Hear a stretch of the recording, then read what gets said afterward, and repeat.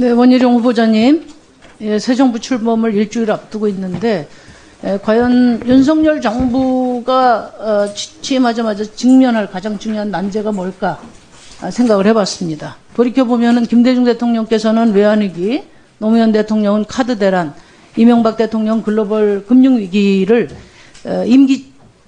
그 대처를 임기 시작부터 이렇게 시작을 했거든요. 그런 것처럼 저는 윤석열 대통령의 임기 시작을 기다리고 있는 것은 자산 거품, 물가 상승, 가계부채 이런 새로운 3대 경제 리스크라고 생각합니다. 그중에 부동산 주무부처장이기 때문에 얼마나 준비가 되어 있는지를 묻도록 하겠습니다. 문재인 정부 4년 동안 서울의 집값이 80% 올랐어요.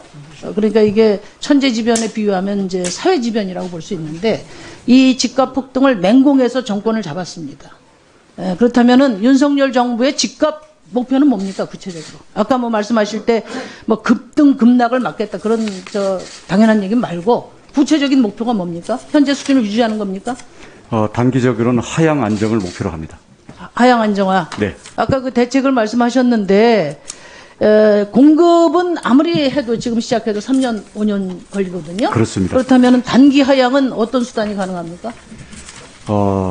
단기에 공급을 늘리는 것은요. 이미 진행되고 있는 도심 내의 정비 사업 등 여기를 속도를 빨리 하는 것과 함께 기존 매물들이 나올 수 있도록 하기 위해서 양도세 중과를 1년 유예한다든지 당장 공급에 플러스 효과를 줄 수 있는 정책들은 저희들이 하루빨리 시장에 투입을 하도록 하겠습니다. 네, 그거는 이제 공급의 플러스 효과보다 부동산 부양 효과가 훨씬 더 직접적이고 빠르게 나타나는 정책들이라고 봅니다.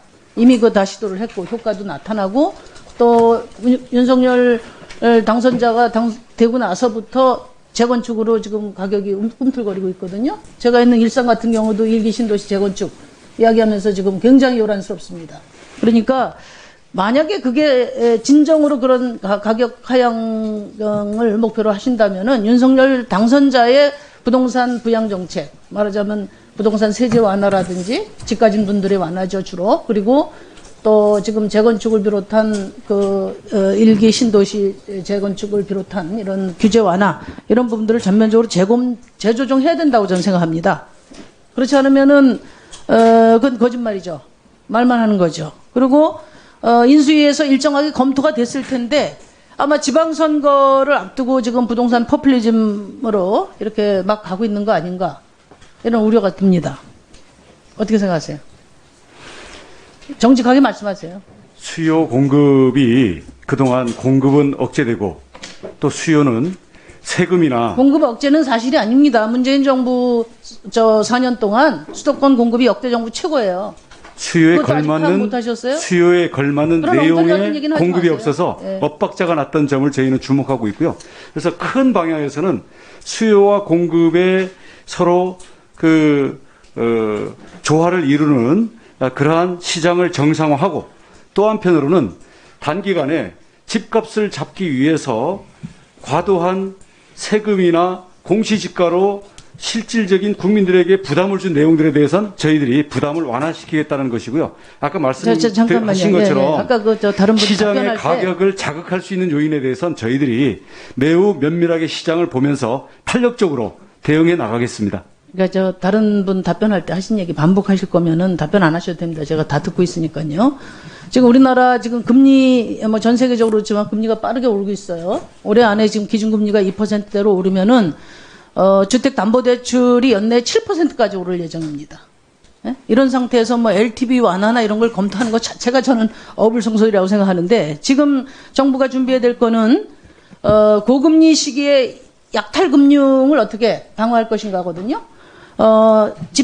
빚내서 집 산 분들, 변동금리로 대출한 분들, 이분들이 지금 금리 인상으로 굉장히 어려움에 처할 텐데 이 부분에 대한 대책은 마련하고 있습니까? 예, 원리금에 대한 분할 상환 그리고 변동금리를 고정금리로 갈아타게 하는 등 충격에 대한 버퍼링 완화 장치들을 하루빨리 금융당국과 협의해서 만들 생각입니다. 네, 장기 고정금리로 전환하는 거, 그건 뭐 당연히 해야 될 거고요. 제가 좀 중요하게 보는 거는 취약 대출자들의 집에 새들어 사는 세입자들, 이분들 그냥 거리에 나앉게 될 수 있어요. 그래서 이분들을 위해서는 공공이 집을 매입해서 세입자들에게 매입 임대를 제공하는 등과 같은 대책이 필요하다는 말씀드리고 DSR 완화 뭐 이야기 나오는데 어떻게 됩니까?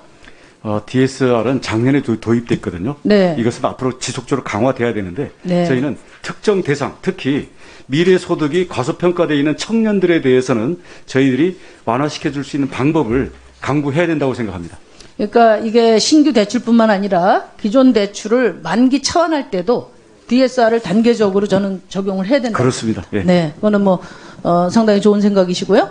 그다음에 지금 8월 달에 계약갱신권이 종료된 세입자들이 전월세 재계약에 굉장히 지금 걱정이 많습니다. 지난 2년 전에 그 월 전월세 폭등을 마치 임대차 3법처럼 이렇게 취급하면서 지금 윤석열 정부가 임대차 3법 폐지 완화를 주장을 하고 있어요. 이거는 전혀 가당치 않다. 그때 당시에 70% 이상이 이 제도로 5% 이내에 재계약을 할 수 있었어요. 그리고 그 당시에 가격이 폭등한 거는 직전에 금리 인하로 부동산 가격이 상승한 그런 맥락에 있다고 봅니다. 저는 세입자들이 주거 안정을 도모하려면 계약갱신권은 더 강화돼야 된다. 그 핵심은 신규 계약에도 계약갱신을 적용하도록 하면 된다고 봐요. 그래서 이번에 전월세 시장은 8월 달에는 물량도 다 많이 나올 거고요. 그리고 세입자들이 전월세 상환제도를 신규도 다 골고루 적용받아야 안정된 주거 공간을 가질 수 있다. 이렇게 생각하는데 주거 안정을 특별히 강조를 하셨는데 어떻게 생각하십니까? 이 전월세 3법. 지금 갱신에서 이제 배제되는 그런 이제 임대차 계약들 때문에 8월을 걱정하시는 시각들이 있는데요. 불안 요인도 있습니다만은 모두가 8월에 물려 있거나 아니면 8월을 앞두고 지금 전월세 시장에 이상 동향이 보이진 않습니다. 그래서 저희는 면밀히 그 모니터링 하면서 이에 대해서 선제적으로 안정화 정책을 펼 거고요. 장기적으로 임대차 3법 어떻게 하실 거냐? 네? 임대차 3법 어떻게 하실 거예요? 3법이요? 임대차 3법에 대해서는 저는 사실은 거의 폐지해 갖고 온 근본적인 개선을 했으면 하는 생각을 갖고 있습니다. 근데 이것은 세입자들을 보호하지 않겠다라는 게 아니라 세입자들을 더 잘 보호할 수 있는 보관도 갖고 있는데요. 이런 내용에 대해서는 워낙 의견들이 많으시니까 우리 국토위원회에서 예를 들어서 임대차 3법에 대한 TF라든지 소소위 같은 걸 만들어 주시면 여야 간에도 지난번에는 논의가 부족했지 않습니까? 이번에는 여야 간에 또 정부랑 충분히 논의를 해서 여러 가지 좋은 방안들이 많이 있다고 생각을 합니다. 기존에 있는 제도를 어떤 제도든 새롭게 도입되면 충격이 있는데요. 이번 8월에는 아마 70% 지난번에 계약갱신한 물량들도 다 나올 겁니다. 다 재계약이 됩니다.